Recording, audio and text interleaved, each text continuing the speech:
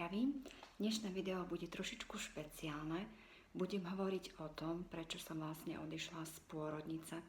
Množstvo ľudí sa ma na to pýtalo potom, keď som urobila ten vážny krok. Tak teraz to v 10 minútach možno zodpoviem. Do práce som išla s neskutočnou pokorou a veľmi som sa na to tešila. Bola som veľmi veľa od školy, čiže som brala všetky informácie, ktoré som od kolegyň dostávala s veľkou vďakou.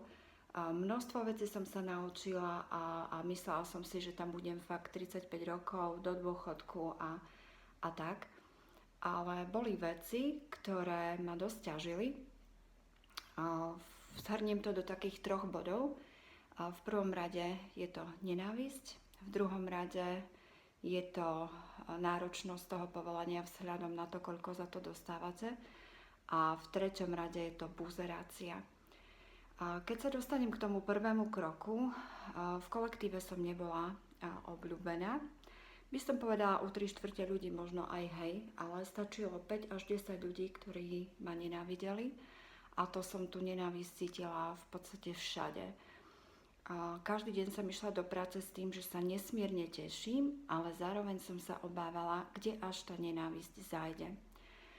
Pre rozhodnutie odísť z pôrodnice už som vlastne rozmýšľala v októbri a odtedy to vo mne zrelo a došlo to až do júna. Čo sa týka buzerácie, buzerácia je tam riadna. Necítim to len ja, cítia to aj kolegyňa, len veľmi s tým nič nemôžu robiť. Nikto v živote vás tam nepochváli, práve naopak, urobíte 10 000 vecí za službu. Stačí, že jednu pečiatku dáte o centimeter inde, alebo jeden papier vymeníte v dokumentácii, alebo proste niečo a dostanete zdrba, ako by ste zabili pol oddelenia. Alebo nikto není napísaný do služby, dostanete vy za to, čo vy s tým v podstate nič nemáte. Alebo, ja neviem, od 7 do 2 v kuse mákate, čo je toľko veľa roboty, konečne si sadnete a v tom dostanete zdrba, prečo sedíte. Čiže to sú veci, ktoré sa vlastne nabalovali, o ktorých sa všeobecne vie, ale nič sa s tým vlastne nerobí a táto buzerácie tam bude ďalších 50 rokov možno.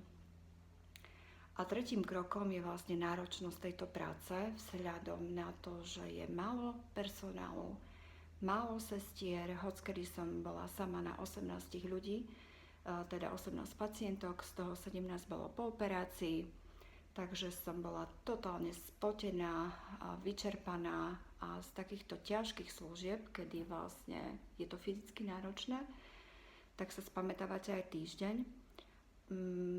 Prešlo počas mojich služieb aj veľa stavov, ktoré boli veľmi vážne, z toho sa tiež veľmi často a dlho spamätávate. Takisto ja veľmi materinsky citlivý typ, som veľmi zle brala potraty a takisto predčasné narodenie detí. Koľkokrát som si poplakala s pacientkami, pretože mňa to proste trápi. Čiže tá náročnosť práce je tam fakt veľká.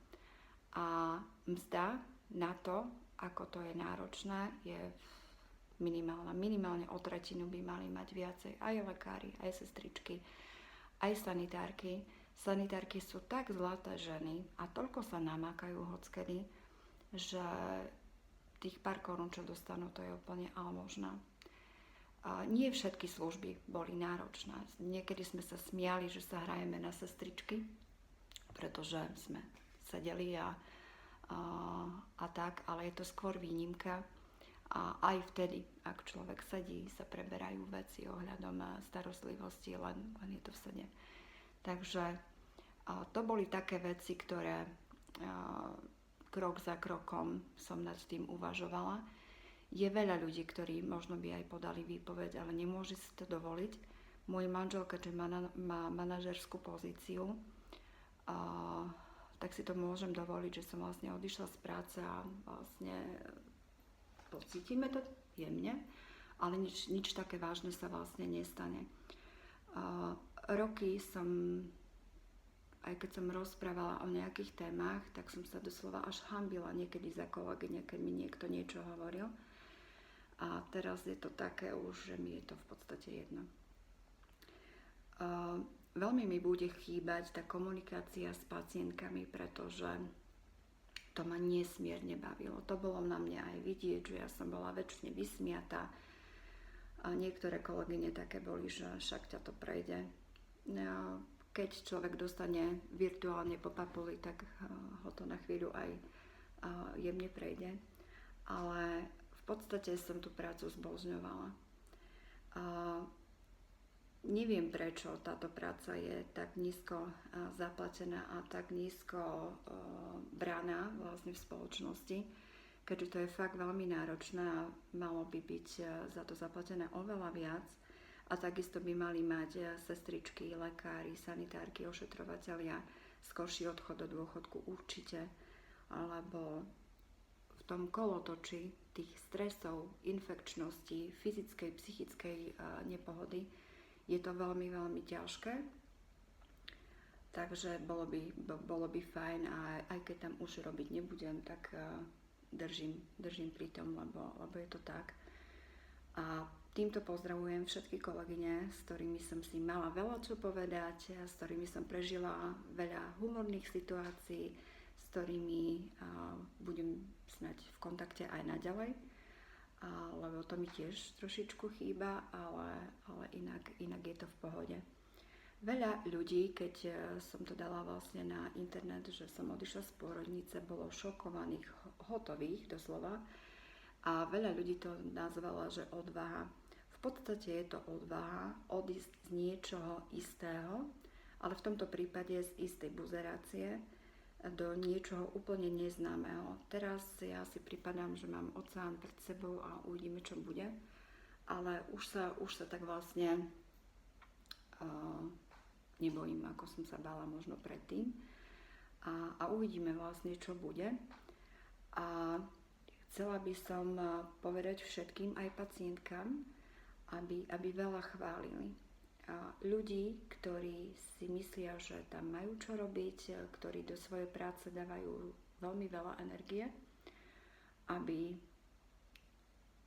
nevyhasli, a aby aj to negatívne, ktoré sa vlastne deje úplne dookola nich, aby si to nejako tak nepripúšťali, možno ako som si pripúšťala ja. Takže o tom je to asi celé, a tak v nasledujúcom videu už budeme hovoriť o tom predpôrodnom období. Majte sa.